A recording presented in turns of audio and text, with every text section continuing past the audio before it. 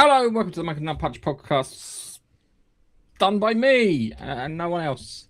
There's no one else here whatsoever. Hang on a second, so there's an error on the screen. I need to get rid of it. Right, so it's just me, no one else, because my co-host's a bit on the lame side. Oops, you gave your co-host control. I can remove control if required. Hello. Hello. We've got quite a bit of news this week. We've got one trailer to talk about the silo. Keith's going to talk about Supergirl. I haven't seen it. And he hasn't seen the thumbnail. So... Oh, I'm probably Supergirl again, aren't I? You're Wanda next last time. Yeah. You've been Buffy, you've been Wanda, now you've been Supergirl. So yeah, we've got quite a bit of news to talk about, and yeah, it's been kind of lots of people defending Supergirl. We've got Tom Hardy, some Reacher stuff. Vin Diesel is about to break up the family. It's important. We've got controversy with like The Rock and fucking George Takei. We've got the last Odyssey trailer to look at. And I think we're going to be chatting about the silo too, which will be good. Even though Keith's got some issues with it. So yeah, my wife was watching that and she was getting confused between the silo and Paradise. Because when they build a bunker in the hill, it's like that. No, they build silos in the ground, not a bunker in a hill. Paradise is much better. If I had to choose in dystopian place to live, it would be Paradise more than it would be fucking Silo. Because at least inside there you've got some semblance of normality. You got fucking mansions in there and cheesy chips.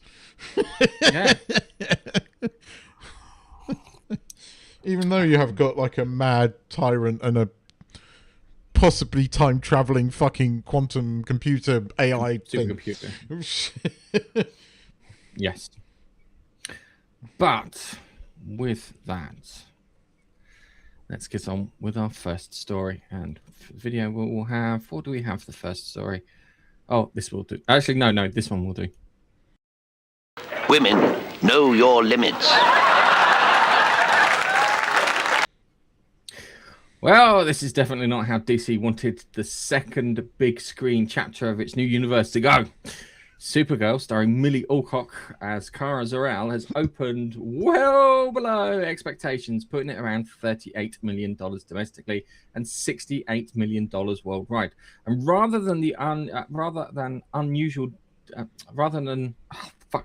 And unusually, DC Studios co-boss Peter Safran has already acknowledged the disappointment by saying the film did not reach our box office expectations, although it does insist that it is one part of a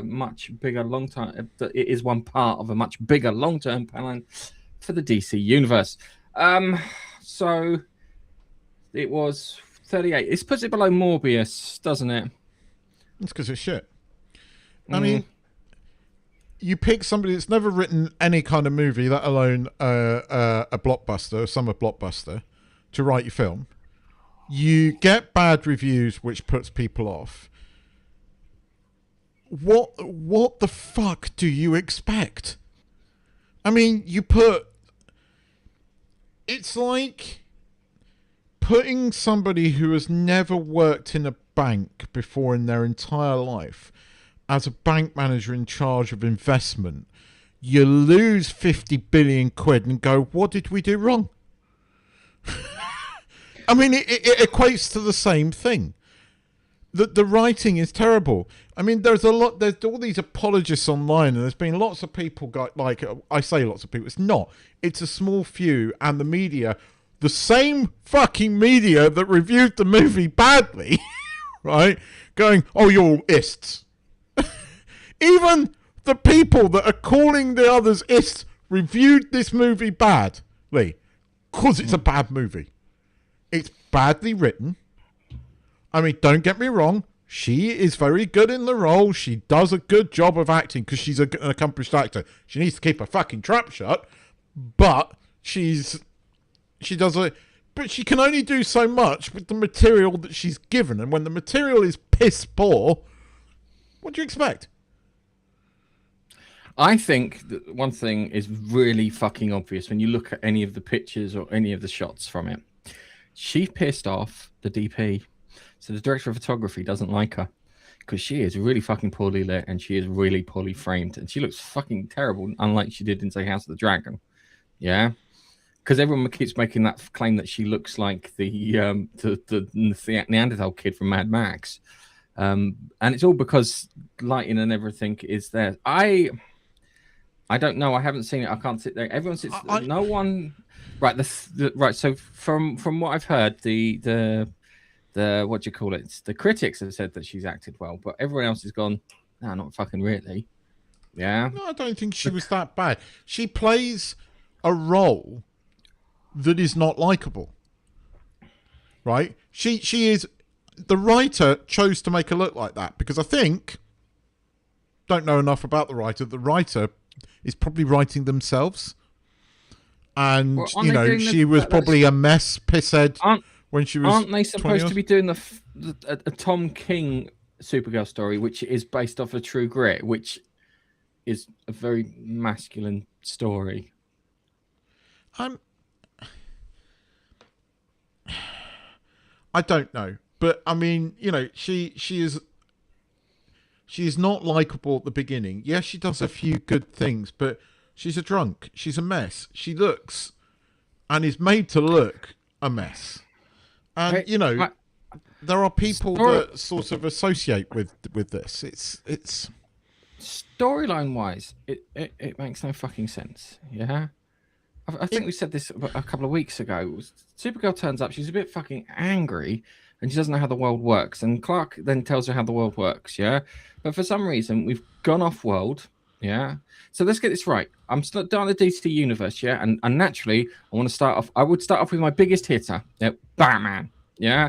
I know people say Superman, it's fucking Batman, yeah? Batman's the biggest one in DC, Spider-Man's the biggest one in Marvel. They're the ones that you start with, yeah? You start with Batman, then you move to Superman, and then you move to Wonder Woman, yeah? There you go. You got your fucking Holy Trinity. Then you have them team up for film number 4, and then you start introducing some other characters. So you throw in a few cameos here and there. Then we have a Flash film. Then we get a Green Lantern film. And then we get like kind of Cyborg, maybe, something along those lines. But you went with Supergirl, who's not even in the second string of films that I would do. So why, the first thing is, why would you pick that character? 2, why would you then make that character very unfeminine? You're playing a character that's practically fucking a drunk, like John Wayne cowboy character. Yeah? That doesn't make any fucking sense in my head, yeah? That story, from what I've been told in regards to that story, sounds fucking shit. It worked with Wolverine, yeah? Because in Wolverine, they jumped the timeline a lot further forward to make it work, yeah? And they made it bloody, which you never got in the X-Men films, yeah, which is something we always wanted. So you gave us that. He's old. Wolverine is old. Wolverine drinks, yeah. Wolverine fits that. Supergirl does not fit that. I don't get it. No. It doesn't make any sense. And then you've just got some really just dumb logic in it. Take the fucking dog to a place with the yellow sun. That's it. Problem done. If you'd have done that, dropped it off, and then sought some revenge, that might have fucking been a bit more. But no. I don't get fuck off that dog. Let's start with that one. Fuck the dog. Yeah, well, I like dogs, but I agree with you on this one. We don't need the dog to be the fucking center. They did it in Superman too. The problem is, right? You're right. They should have started with Batman, but they needed to wait a couple of years, and not the Batman. They should have started Batman. It shouldn't have been an origin. It should have been, you know, in his younger point, probably year 1 of Batman, right? And you have a really good Batman film. Probably bring in the Penguin again or something along those lines, right? As is, you think you make it that Silver Age comic booky, and then right at the end, Superman emerges, right? And then you go into a Superman movie, Keith, and then you go into Wonder Woman. I need you to unplug and replug your microphone in because you're just crackling. You don't never normally crackle. You overload, but you never crackle. And it's gone. Brilliant. We can say what we want. You need keep talking. I agree with you that it shouldn't have been Superman, and I think they should have waited a couple of things, and you should have started with Batman. But you could have done Silver Age Batman properly, not so over gothic, but not so light either. It should have been Silver Age, and then you could have gone into Superman. But the problem with Superman is chock full of people. The one thing you can say about Superman, the movie, it's not empty. There are a lot of people, right? The world feels rich and full. That is one thing that Superman did quite well. It created a world. It felt like a world was occupied, which there is... This film is the polar fucking opposite of that. It's empty. That all the planets look the fucking same. Right, the story. There is no. I mean, as much as I hate to say this because I love dogs, the only thing that is at cost here is the life of her dog. Nothing else. You know, you've got like the crook is like a human trafficker in teenage girls, but you never really get time to appreciate that. He's just generic bad guy who traffics, you know, human girls. It's like, what's the worst thing a human can do? You know, traffic, young girls. There you go, bomb. There's your bad guy. No build up to it. Just that. Yeah, right? and from what it sounds like, he goes and murders the girl's parents and leaves her alive. He does. She's not hiding, is she? No, she's standing right there. Then he's not a fucking bad guy now, is he? He's a dumbass. Oh, Bad yeah, guy he's would have dumb. killed her, or she would have had to fucking hide. Yeah. But I mean, I've heard some people describe it as and then. It is and then type of writing. It's bad writing. It's just bad. But I mean, it's not just this movie alone. We've talked about this before. I criticise the writing a lot in a lot of things. It's what let a lot of new Trek down, that and god awful characters. But Academy's worst sin is it's badly written. There is no one can write outside their own world right now. They can't. And we lost Keith. His opinions were too strong for the internet, so we've lost him. And now my thing's reset. God knows what happened there. Something happened there. But now you have people that can't create characters that they can't, that are not related to them. I bet you this writer's writing herself in her younger days, although she is, I think, not that old. I mean, you should not be shocked that this movie bombed. Who made a decision to put a writer of no experience in control? What did she do? Write a couple of pieces and you went, oh, based upon this, I'm going to give you a $200 million movie to write. Well done. Dude, I would have, in situations like this, yeah, I would have given her I would have given the treatment and gone, write this, and then I would have got some big bods to come in there and tutor her, yeah, to make her a better writer, yeah? Give her some tutelage, make her a better writer so she becomes the talent for the future. There's nothing wrong with admitting that. It's like, you're not quite there, but we can see some potential, if that makes any sense. And then you train them up and make them there. And it's just logical workplace ethics more than anything else. Anyway, you'll talk about Supergirl a bit more later in regards to how good or how badly a film Well, we spoke about it last week, but I mean, so we don't. It's a shit movie. It's a shit movie. Yeah. So tis that. In regards to that, but it's, again, you should have picked better characters to work with. The Flash would have worked better as a secondary character if you wanted to do that, because he could have been, playing second fiddle to Superman sort of thing, and then you can have the thing about them racing, and he's secretly faster than fucking Superman. So yeah, it's one of those things. But given that, we'll move on to our next story, and I think this one might match a bit better. Now. We are fucked. Behind the scenes drama on MobLand might actually be more complicated than the bloody show itself. Only a few weeks ago, the story was that Tom Hardy was out. Reports claimed after clashes with production teams during season 2, Hardy would not be returning as Harry D'Souza for a possible season 3. Then the story changed. He hadn't been fired, discussions were ongoing, and things apparently were being worked through creatively. And now we've reached the next chapter. Tom Hardy is reportedly coming back. Variety says that Tom Hardy is set to return for a potential third series following weeks of reports about disagreements between the actor and the producers. The slight complication is that Paramount Plus hasn't actually renewed MobLand for season 3 yet. So Tom Hardy is back for a season that technically doesn't exist. The television production is a wonderfully normal business. Right. I like Tom Hardy. Tom Hardy's got some traits that match with mine. It's like I just want to be left alone fucking sometimes. And it's weird that we've had the stories go through. And it's funny when you hear the story from people at the studio. So my son heard this story from people at the studio. This is like a rumor, a open fucking rumor that it was a pain in the ass to work with. And I imagine that there's certain aspects of it. He might be going through some shit. We don't know. Yeah. He always comes across as quite kind of down to earth. He's like one of these people. I don't want to go to Hollywood parties. I'd rather sit home and watch fucking telly, which is good because that means someone's watching the shows that he's making at least. And then there's the he is in, he's not in. I think he got suspended. I think he played up. They suspended him and go, what the fuck do we do? And they went into discussions because that's what you do in a situation like that. If you've got an good employee that is playing up and being a pain in the ass, you put them on timeout, which is the suspension. And they go, well, come and have a talk after the suspension. So they probably just turned around and went, look, we can go. And then someone said, well, can we go without him? And then that then flew out as a rumor, they're going without him. Yeah.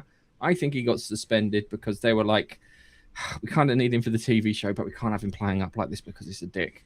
Yeah. I think that's what it was, because that would be the sensible call. Because otherwise they've got to redo his contract and then they can put all these clauses in and this, that, and the other. And he can then demand more money, blah, blah, blah. And it becomes more messy than just suspending, sorting out. And then the rumors in between because he's suspended and he doesn't talk to anyone.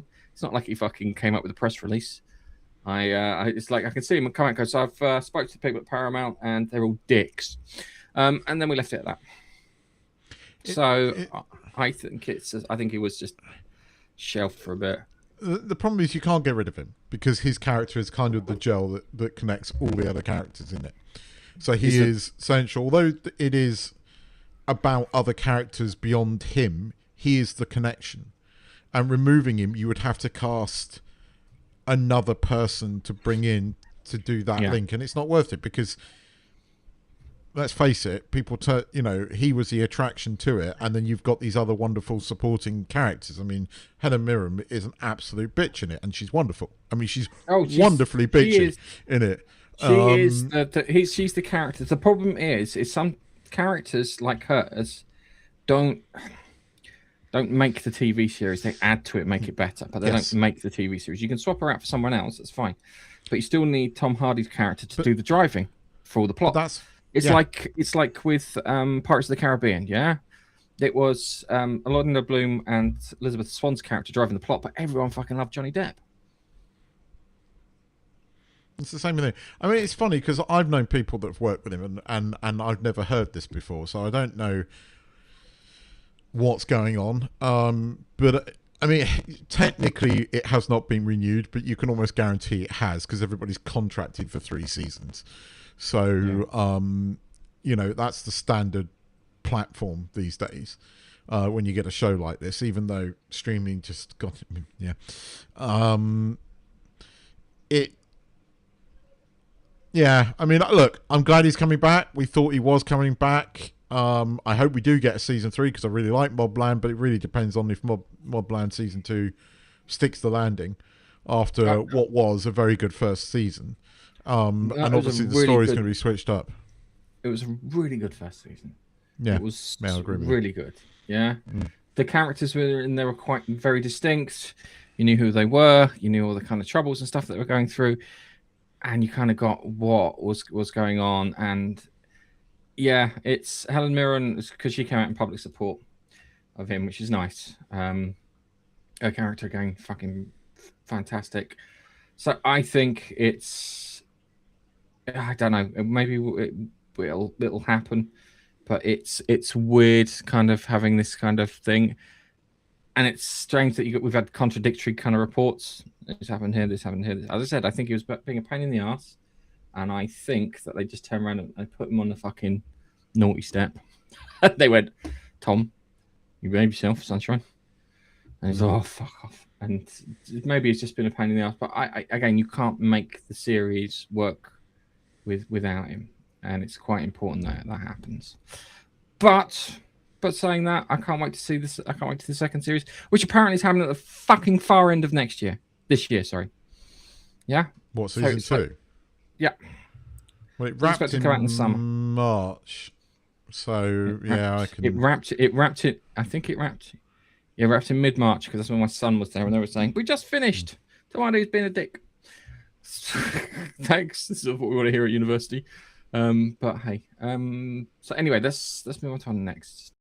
Say, hold up. Wait a minute. Something ain't right. The Reacher universe is officially getting bigger because Frances Neagley is stepping out of Jack Reacher's enormous shadow into her own TV series.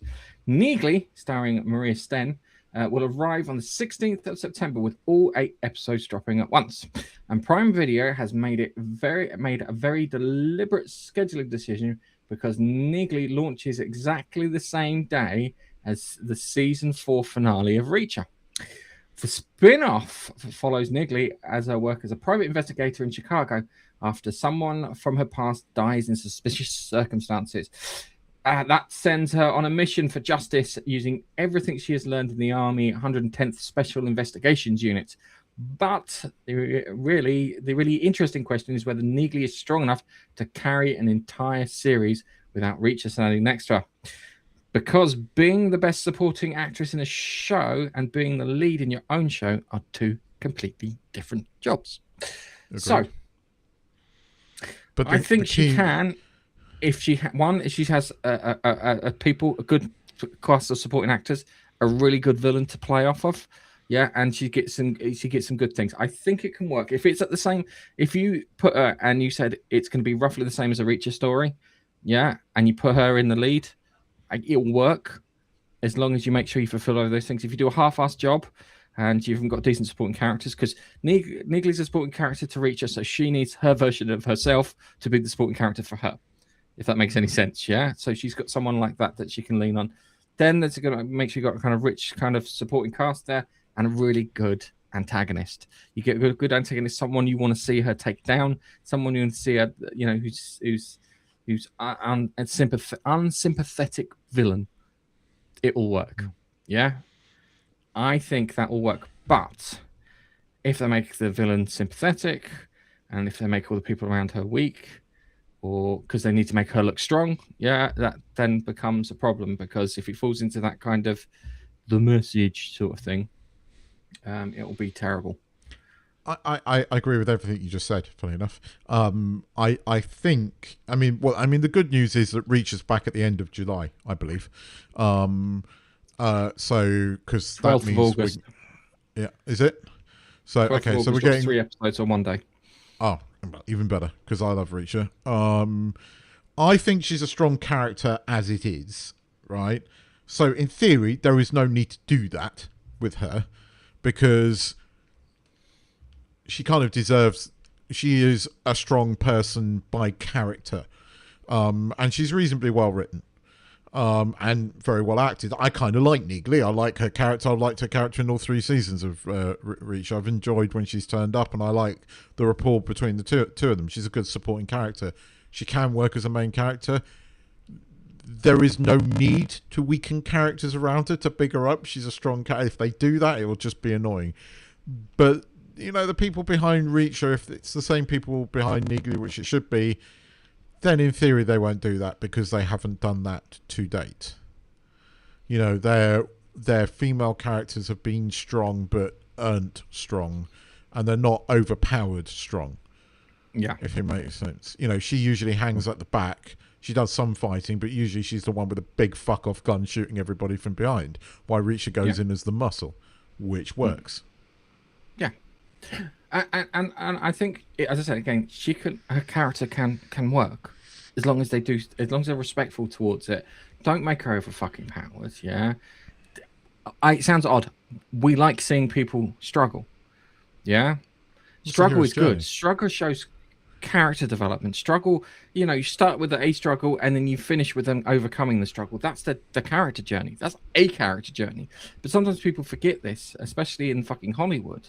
Yeah, it's like if the character doesn't start from one position and change to another position, then it's a flat arc, and a flat arc is not interesting. Yeah, the only time you can have a flat arc like that is maybe if they're the villain. That's it. So it's one of those things. I think it can work. I think I want kind of like, it sounds awful, I want like hacker shit. Yeah, from her. I want like kind of hacker shit because she's not Reacher fucking well in there with her fist. No. She's like I want her to do like clever shit where she sets up traps and this, that, and the other, and and it's just much more entertaining than you get normally. Was it Reacher season 3 or Reacher season 2 when somebody sent to kill her? And I liked that scene, not because somebody sent to kill her, but because, typically Hollywood, she'd just come in and just, beat the shit out of everybody. But she had to hide because there were people that were more... But she can hold her own. I mean, she'll hold her own. She'll get the shit out of a lot of men because she was taught by Reacher to fight. She can fight, but what they've never made her overpowered, and that's what I liked about her. She is vulnerable in certain cases, and she should be vulnerable in certain cases, But at the same time, she's strong, and she's a likable character. I like her. She is a lesbian, but that's fine. It's earned. Again, I'm going to be honest with you. That's the least most interesting thing about a character. Yeah, I know, but that's what it should be. That's what it should be. There's more shit that she's done. Yeah. Oh wow, we got a fucking subscriber on. It's just to subscribe to us on Twitch, Biffa. Nice. The alert freaked me out for a second. I was like, "What the fuck is that?" And I was like, "I thought I pressed a button," but then I realized, But August is there and September is there to look forward to. We're getting hopefully we're getting Breacher season 4, which will be great, and hopefully this will be great. And I'm looking forward to this. I've been looking forward to this since they announced it because I thought, if anyone's going to do something with it, it's the people behind this. Look, you're right, and we should be cautiously optimistic because, fuck Hollywood. They're their own worst enemy. But I'm cautiously optimistic about this one. Okay. And with that, I think it's time we move on to our next story. What clip do I pick? Or do I pick? Has got anything as shut the fuck up? George Takei. Well. Dwayne Johnson has decided that he doesn't want to publicly talk about politics anymore. And naturally, some people are furious that he doesn't want to publicly talk about politics anymore. The Rock recently explained he learned to keep his political views largely to himself. After publicly endorsing Joe Biden in 2020, Johnson later said that he regretted making that endorsement because it felt like an intervention and had contributed to division. He's now saying his main focus is in creating art and telling stories rather than getting involved in endless political arguments surrounding celebrities. That decision hasn't gone down well with everyone. George Takei, Bellend, responded, violence is complicity. It's not, it's compliance, guys. I've sat in those meetings whilst Will Wheaton, Will Wheaton, went further to call Johnson a coward. Do that to his face, Will. I fucking dare you. I really dare you. And I think there's a genuinely interesting decision underneath all the shouting here. Does being famous give someone the responsibility to speak out publicly about politics, or are celebrities completely entitled to decide that their politics and opinions are none of our business? I will take the second one, and Will Wheaton can fuck off. Hang on a second. Hold on a second. I just want to add this in, because Will Wheaton's name was brought up. They were talking about, I watched a documentary about the start of Deep Space Nine, and they talked about Babylon 5 and this, that, and the other. And then it got onto the bit that I really like about Deep Space Nine, which is the relationship between Cisco and his son, And all they said when they were talking about, when they were setting his son up, we can't have another character like Will Wheaton because the audience fucking hate him. And I hate I hate the guy in real life because he just won't shut the fuck up. Oh, I don't. Not talking about politics, yeah, in the old days of Hollywood, yeah, helped Hollywood, yeah, because it's like kind of this guy doesn't see the world like I'm not going to watch their film. Talking about politics has destroyed the image of movie stars. Yeah, they were just these people who did these things, and oh my god, this is amazing. And you never really got to hear about them, apart from every so often, we need to protect the ozone layer, we need to stop global warming, save the whales, sort of shit. Yeah, which you get from it's usually some female fucking celebrity who's kind of dropped out of fucking interest, which you got it from. But it was just they all kept themselves to themselves, and I respect lots of celebrities who keep themselves to themselves. And The Rock endorsed Joe Biden, yeah, and it was I don't know what he was thinking, because his brand should be facing everybody, yeah. Michael Jordan said it best. He goes, Republicans buy trainers too. I don't want to upset them, yeah. Why should I take a side? He didn't say it like that, but paraphrasing. I mean, again, your last bit of the line there was about celebrities. You know, actors are not just celebrities. Yes, they are celebrities, but they're not just like, you know, celebrities. They are there to do a job, right? And you and I have spoken about this on many podcasts before. They are there to do a job. They are there to act as a different character. I don't give a shit what they politically believe. I want to go and see them acting, so I believe that actor is not the person that went on to endorse Joe Biden or went on to endorse Trump or went on to, you know, have political views. I want to go and see that person as the actor, you know, as the character that I'm there to see. It's why I can't watch Rachel Ziegler anywhere now. That silly cow has destroyed her career, right? Because you don't see the character on screen, you see Rachel Ziegler. Because you know she's been so outspoken. And this guy's come out, and he's probably gone home and he's thought about this, and he's gone, do you know what? You know, I'm gonna keep my gob shut and just act. Brilliant. That's what you're there to do. Look, you are absolutely entitled to your views, right? As am I, right?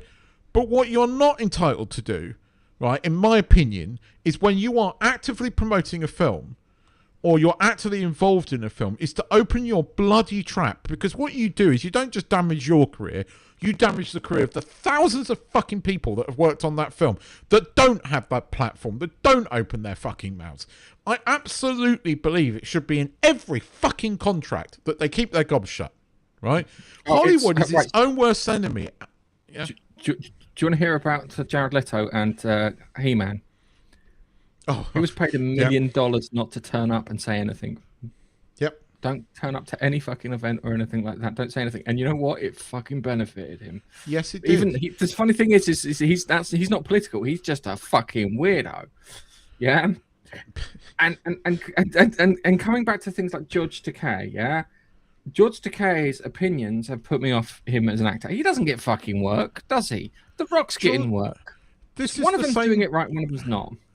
This is the same guy that a few years ago came out having a go at making Sulu gay, and now just shut the fuck up, right? I'm sorry, just shut the fuck up. I mean, you hit it on the head when you said, like, you know, it all boils down to actors with their political. It's destroyed Hollywood, right? Because when these people come out and talk about it, right, and talk about their politics, they create division, right? And you know what? A lot of people are who are involved in Hollywood, they all have this fucking view of themselves. So they only employ people that agree with them, and they know they agree with them because they're so public about it and are on their social media. And what does that do? It stifles creativity. And what has happened in Hollywood recently? Complete and utter stiflecation of creativity. I know that's not a word, but you know what I mean. Well, the long and the short of it is Hollywood is dying, and yes, I don't think that they will be able to do any course correction or anything on it. They're getting television, the Hollywood television part. That's fucking got Netflix chewed through that, and you're getting competition from overseas, from like Korean dramas and things like that. In the Western world, yeah. You look at like the Chinese cinema. Fucking hell, that's going from strength to strength because you're not allowed to talk about anything other than your creativity. But it kind of works. I'm not promoting communism here, but They should shut up and get on with their jobs. Create. You're bankrupt at the moment, Hollywood. You're your own worst enemy. God bless you, Dwayne Johnson, for coming out and being brave enough to this. And shut the fuck up, Will Wheaton. Shut up, Wesley. No. Ruined The Martian. It should be. You'll It should never be as fuck good. off, Wesley. Yeah, It should be fuck off, Wesley. And fuck off, old my George Takei. How dare you? How dare you? Right. Go on. Don't get this wrong, yeah. Right. They haven't got any work. No one's interested in them, work-wise. No. They are fucking radioactive when it comes to the audience, yeah. And that's it. That's because you've got too fucking political, and it's just shit. I think it takes more strength to be quiet, especially when you're angry about the way your country's going. Well, I think it takes more strength to keep quiet, especially when you can and have a platform to say something and still choose to do what Dwayne Johnson's doing. God bless you. This is the thing that gets me, yeah? It doesn't matter which political party is in power or which leader's in power, you're going to fucking disagree with them, yeah? Every time we get a new fucking leader in this country, I give them about 90 days where I won't fucking say anything. And then after 90 days, doesn't matter who it is, I will go, what fucking for of them, yeah? It's like kind of, okay, I can predict when certain people will get in, yeah? And I'll sit there and say, they'll do this, and this, and then they'll do something stupid. There hasn't been a political leader anywhere that I haven't fucking criticised, yeah? That's true. In existence, yeah? Even fucking Churchill gets shit from me. I thought you loved Maggie Thatcher, though. Don't you have like a picture of her by your bed? Only because she's responsible for Mr. Whippy ice cream. No, she's not. That was a what's his face? She was on the That was a factoid. That was a factoid. You used that against me and tricked me into that. Was your own fucking factoid. We got to do that again. All right, it was bread. It was G bread. rants. G rants. Yes, it's about time that G rants. Right, but anyway, let's have a bit of Tim Curry, shall we? I'm escaping to the one place that hasn't been corrupted by capitalism. Space! I fucking love Tim Curry. Well, it looks like DC have decided that one of the best things to come out of the Superman deserves a lot more screen time. A Mr. Terrific television series is reportedly in active development, with Eddie expected to return as Michael Holt and the Sandman's Alan Heinberg, sorry, I want to say Heisenberg then, writing the pilot. Now, before everybody starts putting the release date in their calendars, this hasn't officially been ordered to series yet. It's in development, which in Hollywood can mean anything from it's definitely happening to there's a Word document out there with some title scrabbled on it. But this to be a more meaningful step, but this appears to be a more meaningful step forward, as in Heinberg isn't just some random name either. He has experience across television, superhero, and comics, including the Sandman, Wonder Woman, and creating the Young Avengers. And out of all possible characters from Superman, to build a series around Mr. Terrific, Mr. Traffic, he just summons traffic everywhere. You don't want to be in a car with him; you're fucked. It might actually be the smartest move that DC could make. It's weird. I was thinking about this, yeah. And Mr. Terrific's character should actually be Cyborg. Why wasn't it Cyborg? He's in the Justice League, for fuck's sake. Yeah? Yeah, Why but I kind of liked... That was the one thing I Oh, no, he was a good character. He was a good character. I really liked him in Superman. That's the one thing I liked about Superman. I liked his character, and I liked his kind of bad tempers and his slightly crankiness. And if you're going to make a TV series, it might be interesting. The trouble is, everything that's come out of New DC has been shit. Although we haven't yet seen the Lanterns, but the trailers look shit. I do request one thing. If you're going to do it, make it for a fucking family. I do not want to see Mr. Terrific in some weird orgy in his house, snorting cocaine, like in fucking Peacemaker Season 2. Yeah? And I don't want a fucking reference to the fucking Nazis or the Ku Klux Klan. I want him to fight an actual fucking villain. Yeah? I want him to fight someone somewhere. Not Parasite, racism. maybe. Oh, not fuck me. No, I want to actually fight a thingy and sort it out and do something clever and this, that, and ever. Maybe introduce some other characters. But it's weird, yeah. It's what's his face? Alan Heinberg, or his name. He wrote the Wonder Woman that people like. That's the way of describing him. So hopefully it's going to be a bit more something, but then it turns into how does he develop as a character? How does he overcome it? Because whatever's going to happen, it's got to be something that maybe he can't deal with through logic and reason and being smart, and has to figure out some other way of doing it. Maybe he can't be just him on his own. Maybe he has to do it with friends or something along those lines. So he learns to develop something. So where does that character go in a story, if that makes any sense? Because if it is fighting racism, fuck off. Bye. Not interested. I want to see him fight. Superheroes fight super villains. That's it. Because this is the again, you just hit a nail on the head. I'll check out as well, because again, the other reason that Hollywood keeps because it keeps making things about real life rather than fighting like zombies or fucking alien characters that are just hell-bent on world domination. I just, where's your make-believe gone? You're right. I'm with you. It's I don't know who any of these fucking villains are. And that's a bit what made me go, why wasn't it Cyborg? If that makes any sense. I mean, Mr. Terrific on his. I don't think, did he ever have his own comic book series? I think he did have his own comic series. I think he did in like 2007. Fair enough. Then I have no idea who his villains are. But you know, there are villains that you can borrow from across the DC universe that could work. So yeah, hell, it could be a way that you could introduce the Flash. Or this version of the Flash, or you could do, or you could do the Green Arrow or some other lower tier. It would have been a good one to introduce Supergirl with. Yep. Just saying, and you probably would have got a bit better, and people probably would have liked her a bit more, and she would have had to be a bit more of an affable character. And look at me, I'm sweating like bollocks because I've got the window closed. But we don't believe in air conditioning, like fairness. Yep.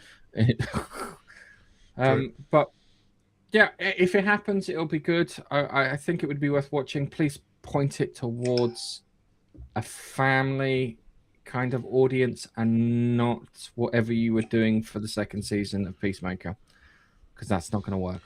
Very true.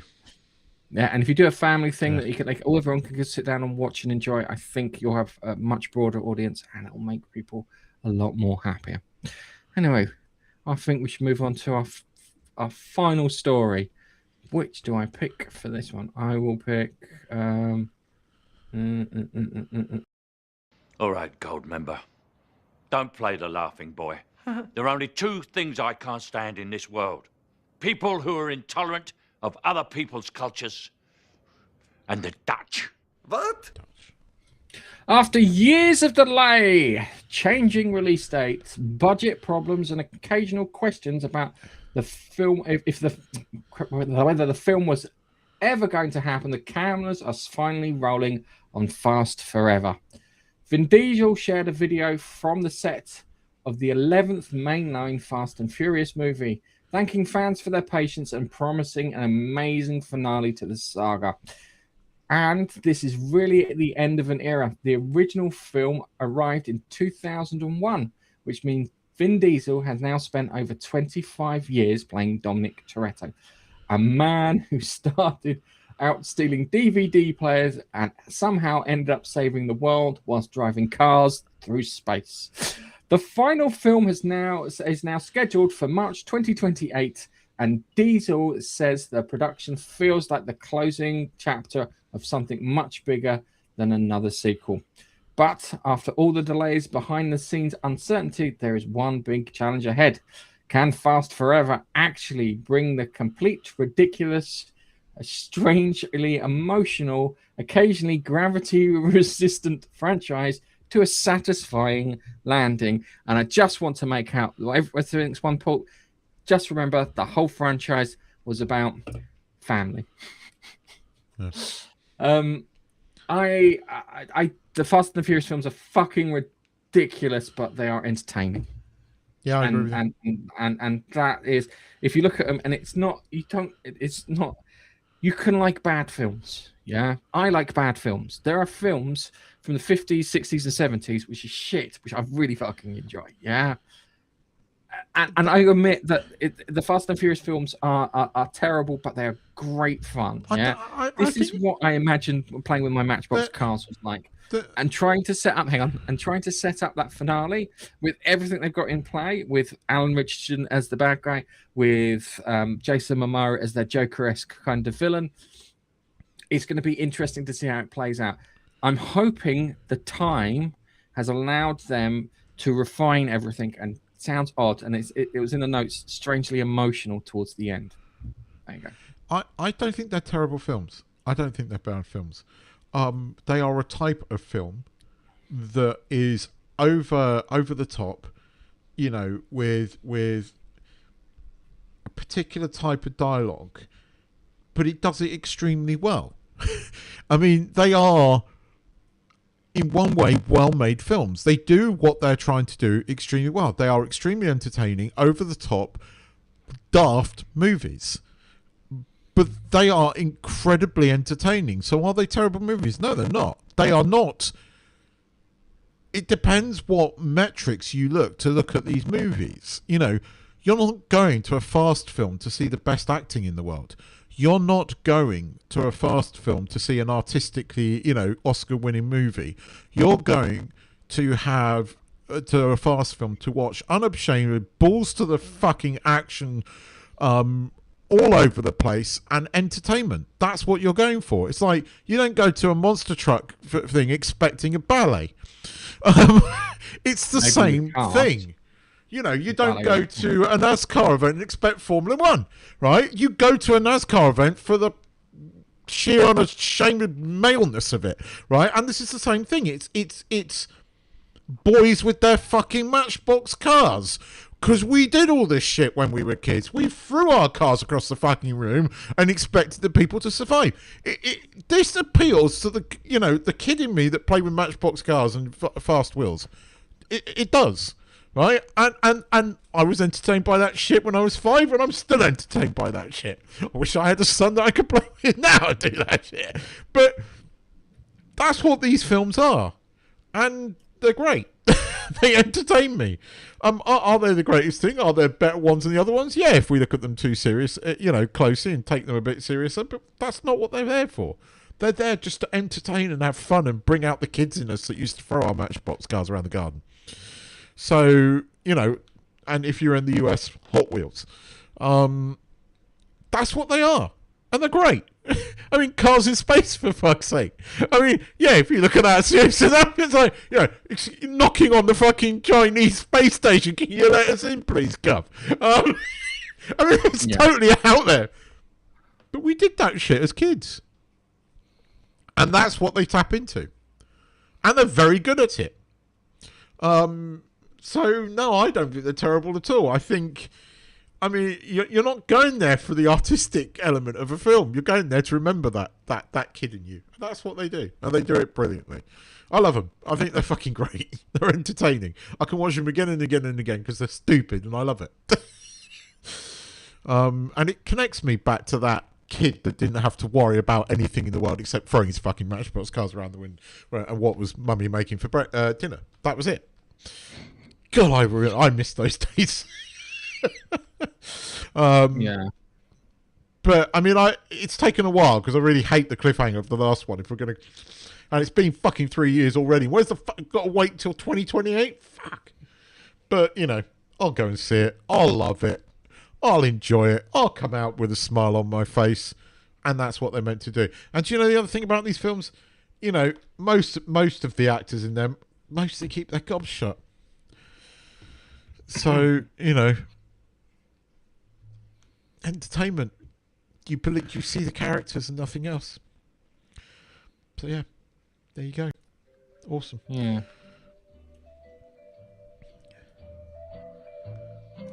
Can you hear the music? You know what time it is? I can. It's I do. So, Angel gets a gold star this week, which is cool. It says we're buffering a lot. It's weird. He's the only one who seems to get this buffering stuff. This is a bit of a thingy, a weird thing. Oh yeah, happy 4th of July, guys. And Happy my got rid of response. us day. Yeah, see, the thing is it's like kind of. I always love it where Americans go, "Oh, you're not taught about it because it was the time that you got beaten." 1812, motherfuckers. We turned up in 1812 and we bitch slapped your ass and we set fire to the White House and we did loads of things and you surrendered and lost to us. And to quote, Let's not wind up our entire American audience, shall we? Even though it's true. Just saying, to quote M. Bison, it goes, "That was the most important moment in your life. To us, that was a Tuesday." Trust me, we're a nation that's been at war with fucking. I'm trying to find a nation that we haven't been at war with, and it's only the new ones that appeared nowhere. We invented Belgium. In Belgium, for fuck's sake. Who invents Belgium? Well, you know, Belgium's a great place. Good chocolate, good chips. But ignore me. I'm being facetious. I'm trying to be funny. I hope you had a good day. It was a Saturday, which is perfect. The Red Arrows somehow we're in fucking New York. Did you see that? The Red Arrows, our fucking display team in your fucking country. Not at the British Grand Prix, which I think is the first time in a long time. Because they usually display. They managed to do the smoke for the American flag. It looked fucking awesome. They did a really good job. And I really hope you guys had a really good time and you didn't drink too much. You didn't get heat stroke. Maybe you got stroke. And you enjoyed yourself because there's nothing wrong with there's nothing wrong with celebrating your kind of national heritage, if that makes any sense. All right, it's good and it's only meant in jest. But next year I'm going to say the same shit again, you know. So there's an issue with YouTube buffering. It's pretty bad actually. It takes me back about at least 10 minutes, 10 seconds. That's fine. Don't worry about it. You watch on Twitch, you usually. What were you doing in Canada during July the 4th? Fucking turncoat! You fucking disappeared into the enemy territory. Chuck, man. Blame Canada. Yes, blame Canada. Yeah. Oh well, I hope you got to. I've seen some of the pictures you put on Instagram, which are quite nice. You look like every time you see pictures of you on Instagram, you're eating somewhere.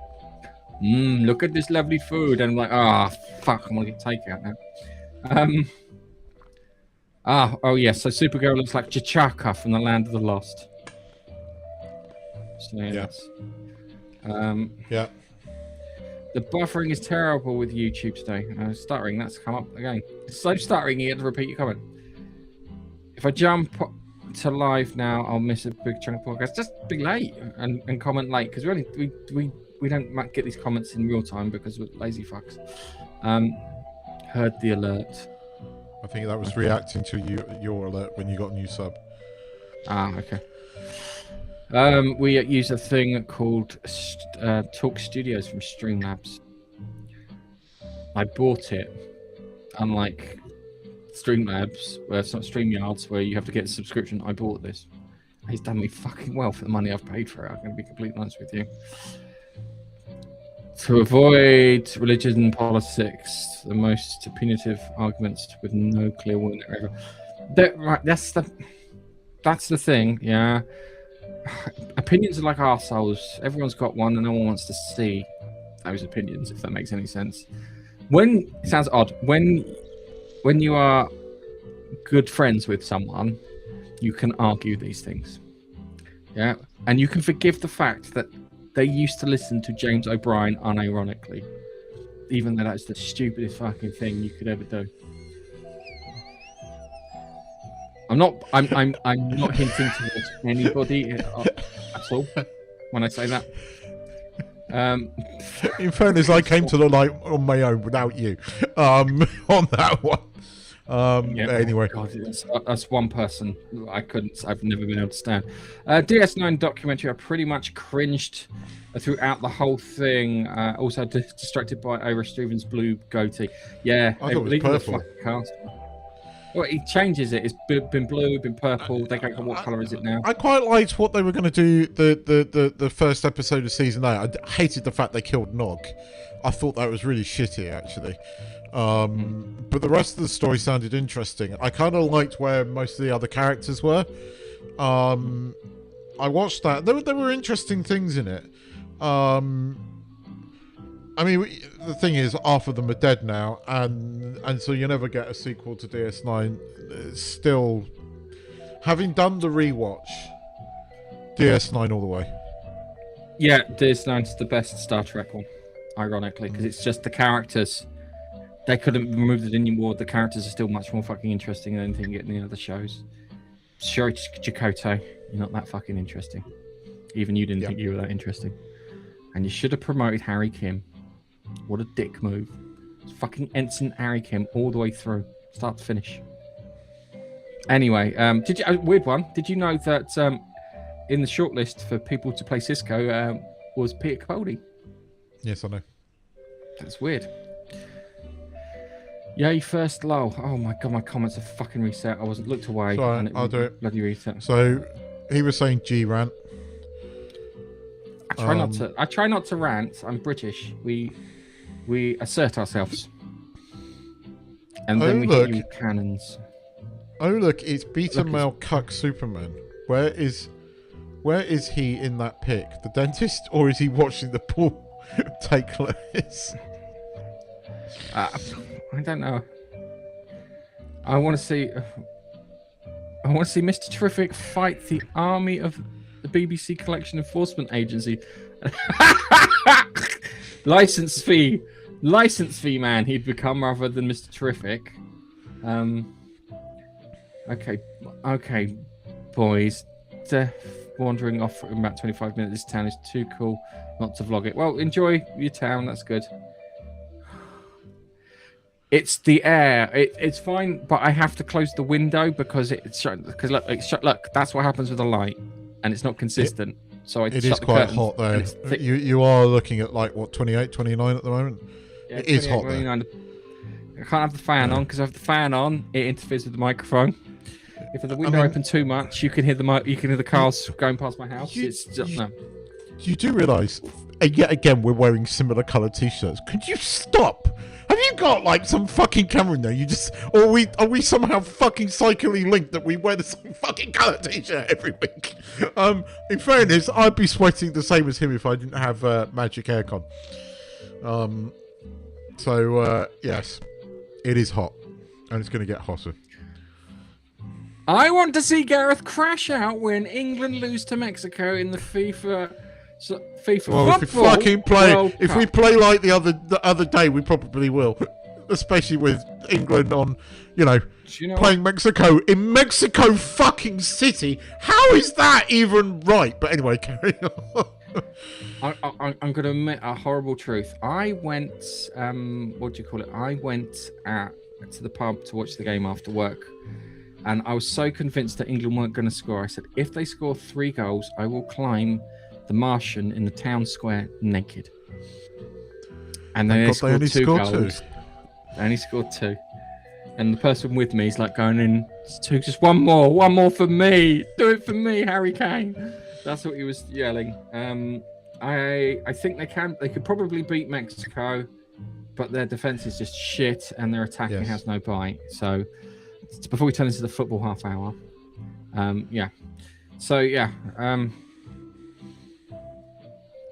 happy 250th America. I think it just grew poo, very adolescent. I always say this. I like America. It's a lovely country. I think the people there are great. There are a few things there that I think are absolutely brilliant, and a few things there, if you got it right, it would be the perfect country ever. But saying that, you still kicked your ass in 8 and 12. Hi, Echo. Gareth's glistening. Must be Africa hot. It's British hot, cold. Which is worse. British hot is worse. No, it's not British hot. It's hotter than usual there. I mean, what is it? Is it 28, 29 today? Right, it's not hot. It's going to get hotter during the week. But I laugh. Yeah, I've known Finnish people to complain about it being too cold in this country, and Mexican people complain that it's too fucking hot in this country. Mexican people complain it's too hot in this country. What the hell's going on with this world?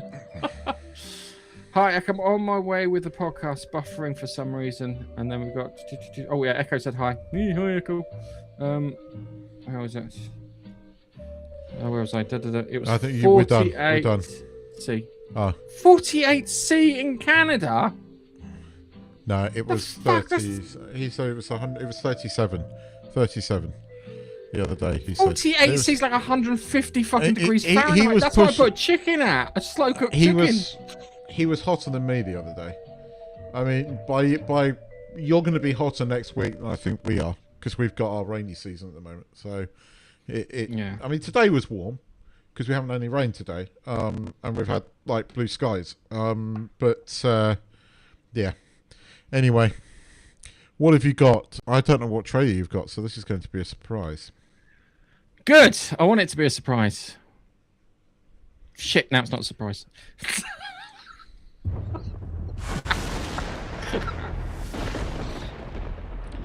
I want to know what it is just from that opening. Oh, I wonder what this is.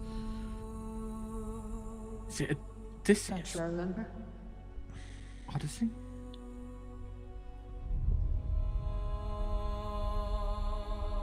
Thunder. And lightning. Fire. Very, very Death. frightening. I remember.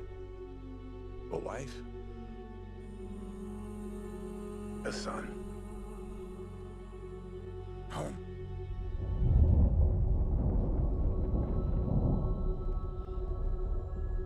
Ithaca's a kingdom waiting for a king. My dad is coming home. You're pining for a daddy you didn't even know. Like some sniveling bastard. Ithaca's king is coming back. Bringing vengeance.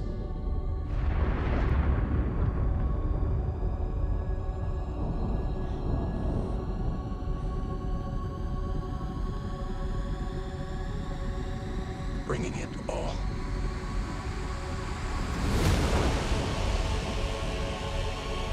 I could take the throne. They're not giving up power to you or Odysseus. Do you think life goes back to the way it was? That world is gone. If you return, he'd have to kill him, like you will.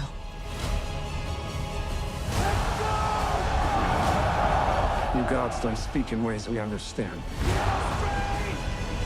Who doesn't understand pain? Or blood? The gods told you. Then I defy the gods.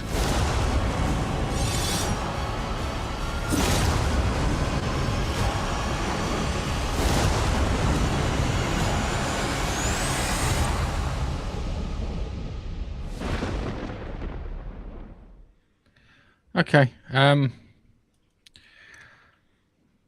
It looks boring. It looks really fucking boring. It looks like it's a lot of just like mooching around from one place to another. Looks like there's two fights in it. That is not what I want to see in a fucking Chris Nolan trailer. Let alone if that's what you're pointing to what the film's like. I'm not buying into the characters. Matt Damon, he's a good actor, but there's nothing there that made me want to do anything. Tom Holland, again, nothing there. Robert Pattinson, maybe. He looks like a bit of an arsehole, doing a bit of Machiavellian kind of work in the background to usurp Odysseus. But it looks dull. Where's the fucking Cyclops? Show me the Cyclops. That's the start of it. He blinds the Cyclops and gets fucked over for doing it. Because not only does he blind the Cyclops, he takes the piss out of the Cyclops, yeah? Where's that? That's the inciting incident. That's the one thing that you can show. We've got 20 years of this shit for what should be a 6-week boat journey. and it happened for a reason. And I'm not inspired. The Spider-Man trailers are much more exciting. The Indiana Jones trailer for The Dial of Destiny, which is a shit film, had a better trailer than that. Yeah, True. you can have good trailers for shit films, yeah? But this, it looks like the music, it tries to swell, but it feels very generic. It feels like I could go to the royalty-free library on Spotify and pull out that track. It does... What is this? I did find it weird that Christopher Nolan was doing this, because it just doesn't... But then his choice of films recently, I mean, you know, we've had Dunkirk, and then we had what's his face, Oppenheimer, and I would say that they're not his strongest films. So, you know, at the moment he seems to be going in a downward trajectory. But he's an interesting director, and I will go and see this. We have to go and see this one. Yeah, we have to go and see it. It is Chris Nolan. It might just be shit fucking marketing. See, there's a thing, right? Since Hans Zimmer no longer works with Chris Nolan, everyone's complaining about the music mix in these films. That the sound's not quite right in it, because I think that Hans Zimmer's got a lot of sway in that fucking group of people, and I think when he said I'm no longer working with you, whatever, yeah, it's not. It may have been slight sabotage, if that makes any sense, because it would make sense. But at the moment, I'm looking at that and I'm just going, no, and it's like kind of, God, I'd love to see a fucking Hydra, but I think Hydra was Hercules, for that. I'm trying to remember that. That's the relations. It's an image. Biffa's image is the thing. But the Hydra's a thing. But not fucking inspired. I'm really looking forward to Spider-Man. Yeah, because the other thing with Spider-Man is it might be the Venom symbiote. I am looking forward to it, but I keep seeing articles who will take over from, and I really I think they're going to kill him. And if they do, I'm going to be really, really annoyed with it. That's it. I'm done. That's definite done with the Sony part of the Marvel Cinematic Universe, which was the only bit I was interested in. But coming back to this, it's just, it looks fucking boring. Yeah, it looks like a shit TV show. It looks, what in Greece? Why does it look so grey? Why is the colour palette so fucking grey in Greece? I've been to Greece. It's bright. There's lots of green. Okay, it's a bit arid because of the fucking heat. It's got some beautiful fucking blue sea there. Why does it look like this? We heard a rumor at one point that it was filmed off Cornwall. It was going to be a vampire film, and him doing Dracula would have been more interesting. And I think, yeah, I have to admit, when it was announced he was doing Odyssey, I was slightly disappointed, to be honest, because it's just it's not his sort of genre. He's better. I mean, he should go back and do a science fiction again. It's about time you do a science fiction film, or something. You know, I still think I still would have loved to have seen his version of a James Bond film. I think Denis Villeneuve is you know, probably the next best thing. But I would love to have seen his Bond film. But you should, Chris, go back and do a sci-fi film. This doesn't. I'm going to go and see it because you have to go and see a Nolan film on because yes, it looks dull, but the cinematography there is definitely on show. And there is some cinematography sort of shots there that are interesting. Well, look, Nolan picks good cinematographers, and there was a lot of interesting cinematography in that. And it's always made for a cinema, or most of his films are. They are made for the big screen, but yeah, there was some slightly clunky dialogue there. I don't think Nolan's written this one, has he? I don't know. I don't know if he's written this one. But we will see. We will see. We will see. But I agree with you. Right. Yeah. I do look good, I have to admit. It's a joke you have to watch online for if you're listening, because our listeners have exploded recently, which is lovely. So we've got lots of lovely listeners. Yes, lovely listeners. And don't take what I said too seriously about the 4th of July. I am winding you up. I do find it funny. I genuinely hope you had a good time, and you should be proud of your country because everyone should be proud of their countries. Yeah. So, have you seen anything else this week that we care about? Well, I watched the last episode of From, and it looks like it's gonna. I think it's going somewhere, which is good. It's just the way it goes there, which is not funny. Yeah. So, yeah, I don't know if you want to talk about it because it's like some bits that I wouldn't know. But the long and short of it is they're kind of stuck in this loop, and they may have broken the loop. The problem is breaking the loop may get everyone fucking killed, which will be great. Which will be interesting to watch. So yeah, it's good. Watch the Silo. What else did I watch? I watched something else. I watched the US Traitors. I've been watching, which is it's great. I look forward to Fridays because at the moment, and I was looking forward to Fridays. The Silos really annoyed me, because I know the source material, I know the books, right? And you know what we like to respect the source material, and we like respect to the source material, and there are two things. One of them I don't really care about. I just laugh at it because why? They changed the senator, the junior senator's name from Donald because they think that name is problematic. I mean, fucking look. Trump is not the only one called Donald. There are a lot of Donalds out there. I knew a Donald. Donald Rumsfeld, I would have described as more problematic. So I don't really understand I do understand it, but I think it's stupid logic.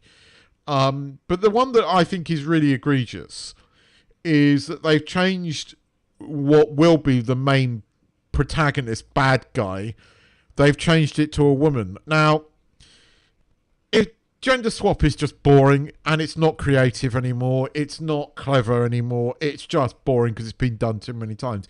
But in this one, it's kind of problematic because it changes the story, and therefore I don't know what they're going to do because, I mean, spoilers, if you're a Silo fan and you do not want to know, although this might not be how the TV series goes now because, different.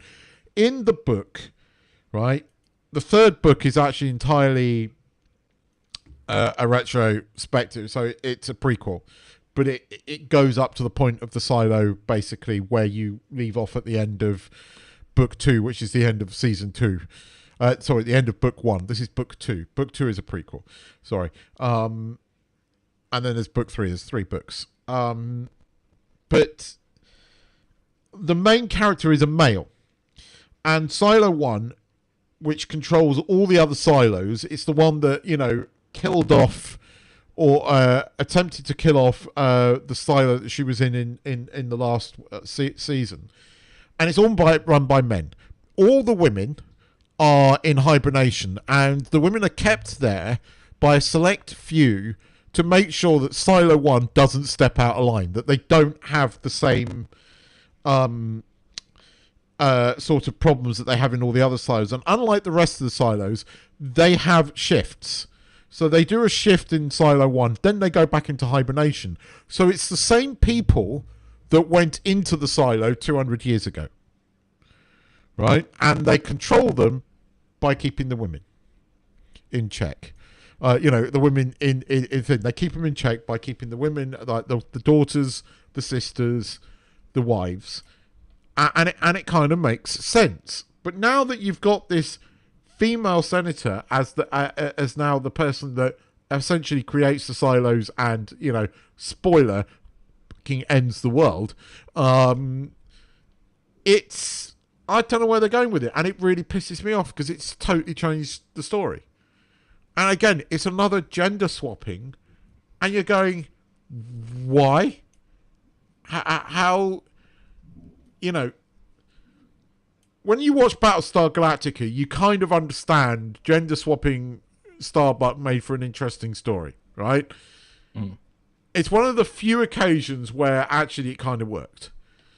But it's done now for so many different reasons, wrong reasons. Bit like Black Snape in Harry Potter. This is the same. I can't see how this serves the story, except changes the story, and therefore you're making something that's not the same as the source material. And the problem is, there's a lot. Look, I'm one of the few people that even probably has read the books, right? So, for a lot of people like you watching it, you probably never even noticed it. But for me, it's really pissed me off. But the Donald thing just makes me laugh, because it's just like, how pathetic. I mean, we don't like our presidents, and we're not going to name the character. We're going to change the name's character as a fuck you. Oh, grow up. Just grow the fuck up. The character was called Donald in the book, right? There's lots of Donalds out there that have absolutely nothing to do with Orange Tango Man. Donald Duck did nothing wrong. Right? Yes, and he's got a corkscrew dick. That's true. Ducks have corkscrew dicks. There you go. Donald didn't have a corkscrew dick. Ducks have corkscrew dicks. It's true. Donald hasn't, though. Well, he's a duck and he's male, so therefore under that little blue suit, he's hiding a little corkscrew dick. That being said, I kind of, if I'm going to be not negative about it, I like the fact that they are doing cut scenes between the two stories, right? Because what you're seeing now is what happens in the third book with Juliet and the second book, so they're combining them. So I kind of know where this season's going to end. I've already I know exactly where this is going to end. And I know where it's going. I thought the jet... Have you worked out what took down the jets? I don't know, some swarm of nanoparticles. Yes. An anti-technology weapon that probably goes towards things that emit some kind of EM field. Yes. I might have thought about it a bit too much. No, you're right. You're bang on the money. But then... What does that tell you about around the silo? But it is nanoparticles. But yeah, anyway, that kind of annoyed me, because I suppose when you do that, you take me out of the story. I just don't see what they're doing. I think they've done it just to have surprise whammon, and because it's Apple, and Apple still have this surprise whammon thing going on.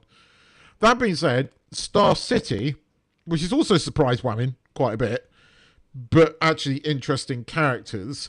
Star City episode 7 was really fucking good. House of the Dragon was really good this week as well, except they've gone far much forward. I don't know how they're going to do a full season, because have they gone past George's material again? No, but they are 2/3 of the way through the book.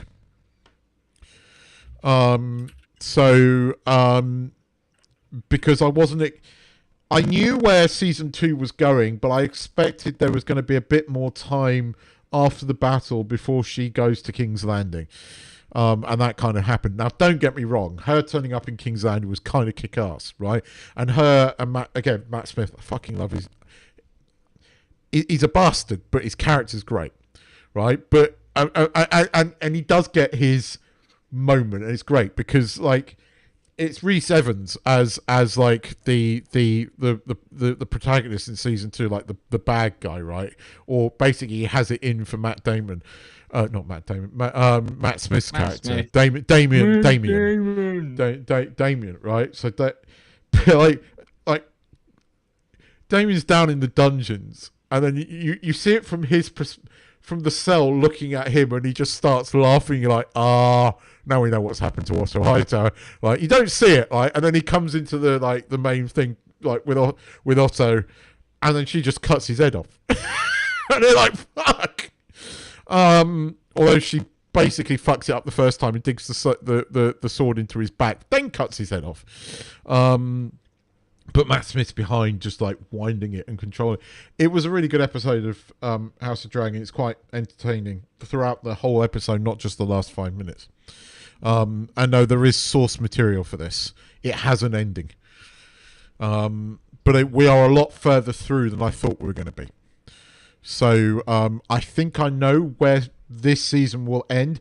I don't know how you're going to get an entire full season out of it, though, because there's not a lot after that. Okay.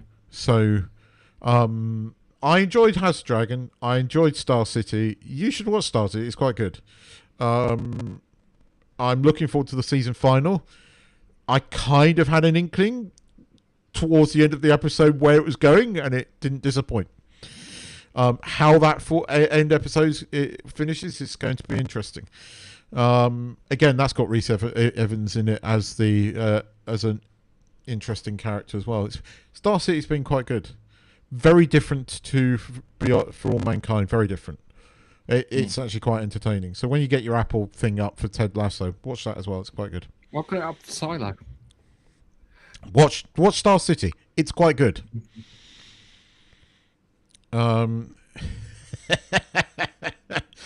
This is AI. This is AI. This is Garrett. This is Garrett fucking about with AI. But it's great. I thought that was funny. Sorry for anyone listening. Yeah, go and watch us on YouTube and go to the time index. Right. Let's park it here and put a bow on it. And yes. We Are you staying up tonight? I don't know. I haven't decided. I don't know if it was on at 6 in the morning. I'd just wake up, or 5:30 in the morning. I'd have woken up early and just watched it then. RHR sent an email out, basically going, "Come in late on Monday," because they know most people that they're gonna fucking stay up. On the bright side, I'll be able to find a fucking, I'll be able to find a space easily at work. So it's, I don't know. Yeah, I'm going to use it as an excuse to be. Go on, sorry. No, I feel sorry because if we lose, yeah, Mexico's going to find out what fucking British hooligans are like.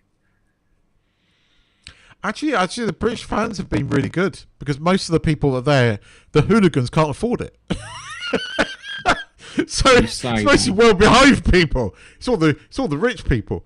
So they're mostly well-behaved. 1 in the morning. God no! It's making me yawn thinking about it. And their attacking is not that fucking great. But anyway. If we beat Mexico, we're losing to Brazil probably on penalties because that's what England does. They love losing on penalties. I fucking hate it. But on that rather sad and disappointing They haven't met Harry Kane yet.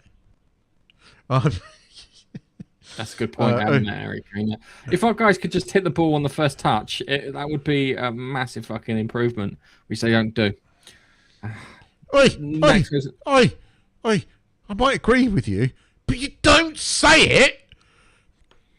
Teach a woman. Anyway, to our American listeners, I hope you had a really good 4th of July and you ate and enjoyed yourself. For everyone else, fucking Americans, what they're celebrating. Got rid of us day. We're responsible for more our nation is responsible for more national holidays than anyone ever. Every week, some nation somewhere celebrates their independence from us. That's how significant we were in the world. And on that note, if I'm being honest, I switched off and missed both the fucking goals. Anyway, on that note, I was in the pub. I was in the pub. In front of me were some Chinese tourists who were supporting England, and next to them was this Congolese family watching the game. And it was a family, and I think they were visiting someone at the time, and they decided to go and watch the football. And it was And on that note, it's goodbye from me. Bye.